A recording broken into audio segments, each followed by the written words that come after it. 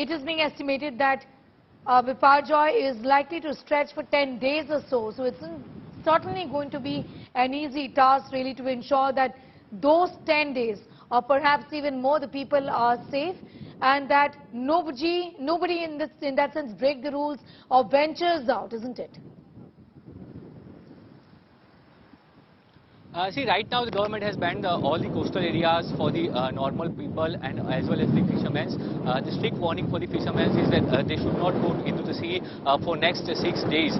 So for the fishermen, for all the fishing activities, it has been suspended. But for normal people who are staying near the coastal area, government is trying to evacuate those areas from today onwards because the effect of the Biparjoy will come effect in the from tomorrow noon.